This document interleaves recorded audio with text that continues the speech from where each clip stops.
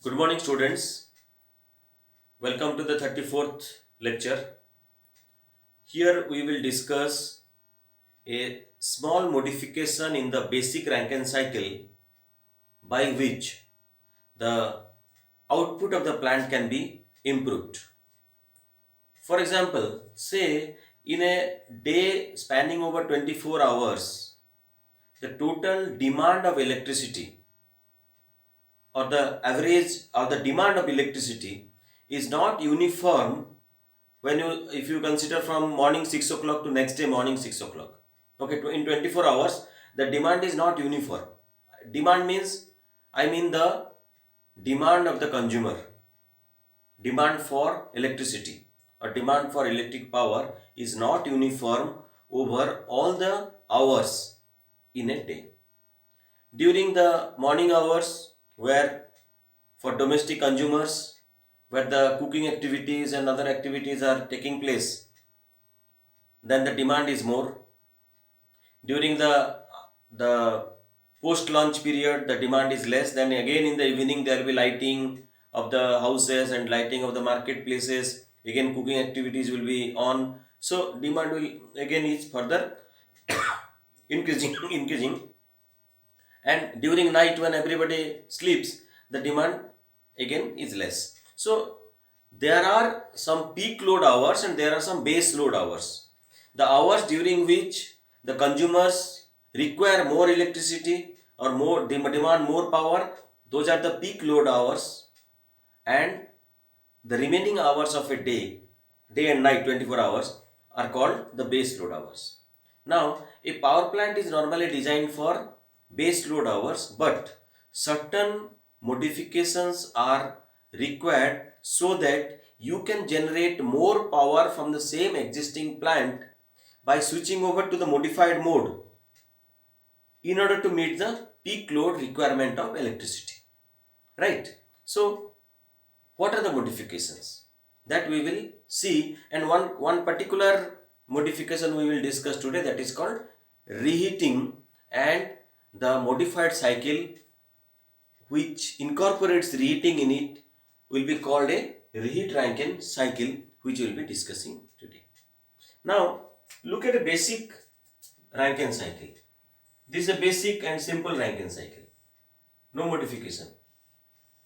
Now in this cycle, tell me 1 to 2, 2 to 3 and 3 to 4 and 4 to 1. There are 4 processes.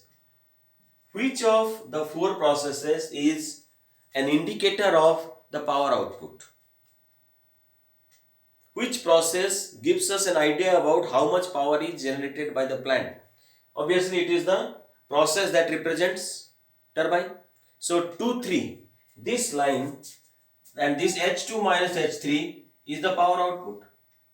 Now if in order to satisfy your consumers and in order to supply them with the required power during the peak load hours, you want to generate more power, then this line 2, 3 should be made longer.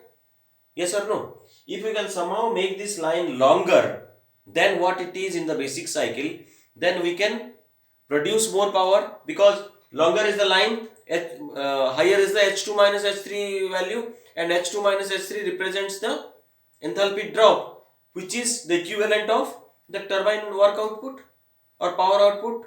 So if 2, 3 line can be made longer somehow, then we can generate power from the same, we can generate more power from the same cycle. So the objective of an engineer would be to increase the length of the power so that the enthalpy drop in the turbine is higher than what it is in a simple Rankine cycle. Now therefore this line 2, 3 has to be made longer. This is 2 and this is 3.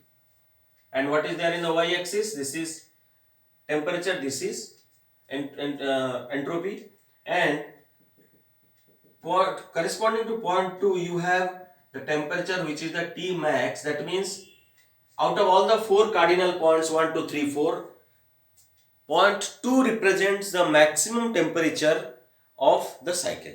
Okay, T max. right? Now, in order to improve or increase the length of line 2, 3, what can be done? How do you make this line longer? It's a very simple question. There is a line, forget about this Rankine cycle. There is a line 2, 3, how to make it longer? This line can be made longer only by extending this way or extending it this way or extending it in both the ways. Okay. एक line को बड़ा कैसे करना है? This is a line, इसको इसको बड़ा करो, मेक इट लॉन्गर. आओ ऐसे एक्सटेंड करो, नहीं तो ऐसे एक्सटेंड करो, नहीं तो दोनों तरफ एक्सटेंड करो, बोथ, आइदर दिस और दिस और this. So we'll explore the possibilities. So we will make this line longer by extending point 2 above where it is now. So we can make it like this. This superheating can be extended like this. So after that it can be. So the new point 2 will be this and new point 3 will be this, and more power can be generated now. Earlier it was this much, now it is this much. But there is a problem. We cannot do this. We are restricted to go beyond a particular temperature called T max. Say it is 250 degree or 300 degree or 320 degree. Some temperature is fixed by the metallurgists, keeping in view of the quality of material that are used in the piping system, in the couplings, in the joints, because at higher temperature there may be physical distortion due to the thermal stress developed at high temperature. So metallurgist people, they say, okay, you do whatever power you want to generate, but you cannot go beyond point 2. Point 2 is T max, and that is the maximum temperature permissible for you to go. You cannot go beyond that. Beyond that, if you go, then all the metal piping system, there is a chance that they will get distorted and there will be failure of the components, and that may lead to catastrophic hazards. Okay, so T max is fixed, means point 2 is fixed. You cannot go beyond this. So the possibility of making this line longer by extending it beyond 2 is ruled out. The other thing is that if you want to make it longer, here you cannot go. So other option is if you go beyond this, but beyond this there is another problem. If you can bring it down, further down, 0.3, beyond 0.3, then it can be made longer. But उसमें भी एक problem है. Problem क्या है? देखो, this is the dome and this is a constant pressure line. Now see, here it is saturated liquid, here it is saturated vapor. Saturated liquid and saturated vapor, right? Now it is liquid, means it is not dry, it is fully wet. Liquid is considered to be wet, vapor is considered to be dry. So there is a term called dryness fraction which decides how much dry the substance is. So when the substance is here, how much dry? It is not at all dry, it is fully wet, it is liquid. So dryness fraction is 0, and when it comes here and it has become fully vapor or saturated vapor, then its dryness fraction is considered to be 1 or 100%. Here it is 0 or 0%, here it is 1 or 100%. And in between, from 0 to 1, as the water gets gradually transformed into vapor, the dryness fraction also increases from 0 to 1. Say it is 0.5 here, it is 0.8 here, it is 0.3 here, like that. Okay, or 30%, 50%, 80%, like that. So dryness fraction. What does it mean? If I say the steam is 80% dry, means what is dryness fraction? Dryness fraction is 0.8, or the quality of steam is 0.8 or 80%. What does it mean? That means it is 80% dry and 20% wet. That means the presence of moisture is 20%. So it is containing moisture amounting to 20%. Okay. So here what happens?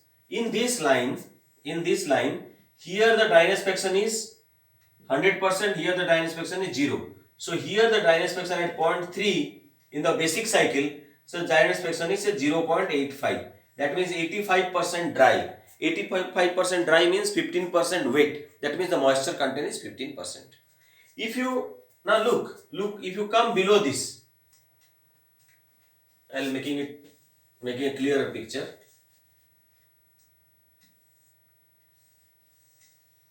Earlier it was like this. Okay. Now, how far it is from this line? On this line, dryness factor is 100%. Here it is 85. As you go towards left, the dryness factor will decrease. So when you come down, this is 0.3. When you are coming down, in order to make the line longer, in order to generate more power from the plant, then if you are coming here, then you can see here the distance from the saturation line point is more. So dryness fraction here will be 0.75 or 0.8, less than 85%. That means the moisture content in the steam at the exhaust to the turbine is increasing. That is also not acceptable by the metallurgical people. So they will say that you cannot extend beyond this, and you cannot extend beyond this because the dryness fraction is to be maintained at 0.85 minimum, not less than this. Okay, so extending this line above this and extending this line above this or beyond this, below this is ruled out. That is ruled out. So at the same time, the consumers are demanding more power. So what to do? So we have to go for modifying the cycle. So today we will discuss that modification, which is called reheating. Okay. Till now I was explaining you the necessity of reheating and the limitations of making the line 2-3 longer than what it is in the basic cycle. So what is done in reheating? You have the boiler and then you have the turbine where the steam is expanding from the boiler pressure to the condenser pressure.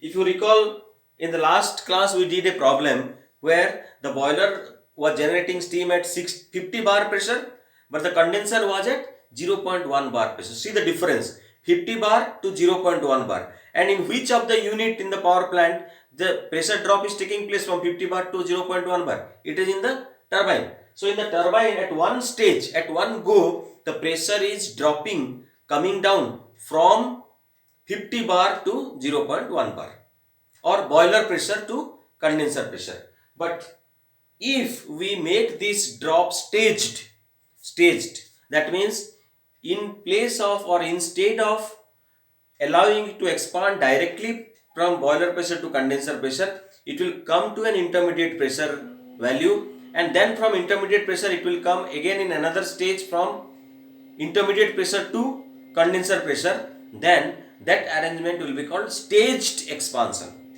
So in that case, how many turbines will be there? There will be two turbines. One turbine will be from the boiler pressure to the intermediate pressure, and another turbine from the intermediate pressure to the condenser pressure. So instead of bringing the pressure down from boiler to condenser, we will have a middle layer or intermediate pressure in between, right? So in that case what happens? So it will be PB at point 2, it is PB, point 3 it will come out of the turbine, but it will not go to the condenser now, it will go to another turbine where the pressure drop will take place from, here it is PB to PR, and here the pressure drop will take place from PR to PC. PC is the condenser pressure. Then it will go to the condenser, and then it will go to the pump, and from the pump it will be fed back to the boiler. And in between this turbine 1 and turbine 2, the steam will be heated again at constant pressure. The steam will be heated again by using a heater, and it will be heated again. I will tell why it is heated. And then it will be going to the second turbine.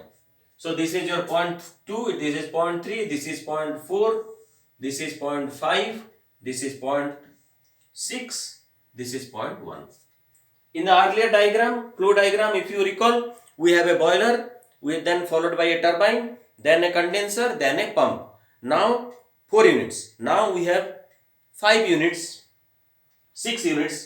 Boiler, the first turbine, then the reheater. This is a heater, that is called reheater because this is heating for the second time. One heating is done already here in the boiler. This is another heat absorption unit. So heating unit. So here it is reheater, then turbine 2, then condenser, and then pump. So there are 6 points. The advantage, if we represent these processes now in the TS diagram, the advantage of adopting this modification will be crystal clear to you. Now see, we know how to draw the TS diagram. Let us draw the TS diagram. This is the, as usual, this is the your vapor dome. This is T, this is S. Okay, so the basic cycle would have been like this. The basic cycle would have been like this. Basic cycle is colored by green. ये basic cycle होता है. लेकिन अभी क्या होगा? Now it is 1 to 2, then 2 to some intermediate pressure 3, then again reheated, again expanded in second turbine, and then this is 0.4, this is 0.5, this is 0.6, and this is 0.1. So 1, 2 is boiler, 2 to 3 is turbine 1, 3 to 4 is reheater, 3 to 4 is reheater, 4 to 5 is second turbine, and 5 to 6 is condenser, 5 to 6 is condenser as usual, then 6 to 1 is pump as usual. So you have this reheat Rankine cycle like this. This is the reheat Rankine cycle. Alright, what is happening? What is the difference? By making the expansion staged, or by not allowing the steam to expand at one stage, or rather by two different stages, first from this pressure to an intermediate pressure and from this pressure to another pressure, what we are doing? We are actually allowing the steam to expand in two different turbines, and we are using a reheater in between so that we can take it to a higher enthalpy and then allow it to drop. So that now what is the work done? Earlier the work was done, or work output was obtained from only one turbine. Now the work output is obtained from two turbines. One is 2 to 3, the other one is 4 to 5. So the turbine work now is not from one turbine, rather it is from both the turbines, and the sum of these two are the net work output. Or so WT is equal to WT1 plus WT2, and that is H2 minus H3 plus H4 minus H5. Now we were not allowed by the metallurgical people to extend or to lengthen the line 2-3 of the original cycle. So what we did, we rather had two lines. One is 2 to 3 and 4 to 5. If you take the sum total of this length and this length, then that will be obviously bigger than the earlier 2 to 3 length. Okay. So this is your work output now, which is higher than the previous work output, which was H2 minus H3. H2 minus this H3. H3 was somewhere here. But at the same time, the amount of heat that we give as input to the working substance, for which actually you are paying. We are paying for the heat that we supply in the boiler, isn't it? We burn coal or oil, so that is our input in terms of heat, in terms of cost, in terms of material. That is in terms of energy, that is the input. So that input is also increasing, although we are getting more power output for peak load hours, but we are getting more. We are giving more heat as well. कहाँ heat देते हैं? एक तो boiler में और दूसरा reheater में. So there are two places where we are supplying heat. So amount of heat input Q supplied is equal to QB boiler plus QR. So what is that? H2 minus H1. Earlier only this much of heat we are giving. Now we are giving some extra heat, that is H4 minus H3. So one we are giving in the reheater, the additional heat we are giving in the reheater. So although we are getting some additional work, but we are also giving some additional heat. So what is the efficiency of this reheat Rankine cycle? Efficiency of the reheat Rankine cycle is H2 minus H3 plus H4 minus H5 divided by H2 minus H1 heat input plus H4 minus H3. So this is the new expression for the efficiency, thermal efficiency of a reheat Rankine cycle.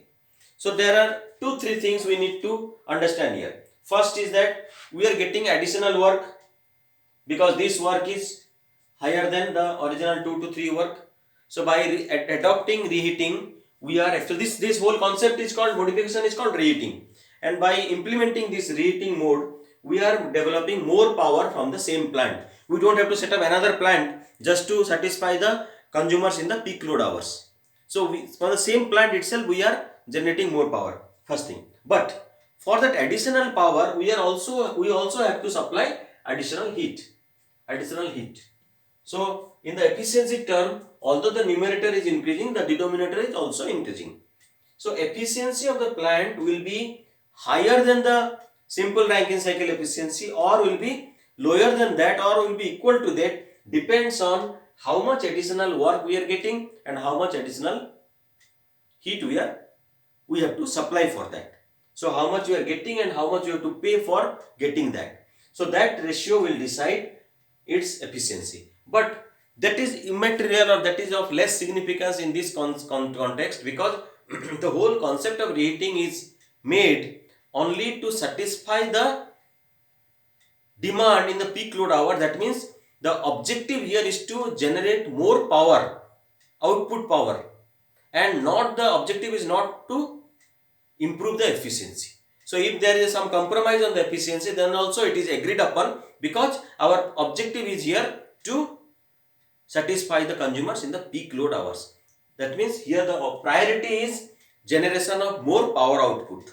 Okay, not the efficiency. Efficiency takes the second seat here, right? So this is another advantage here is that, see, had there been no staged expansion, had there been only one turbine, as in the case of previous, or as in the case of simple Rankine cycle, then 0.3 would have been somewhere here.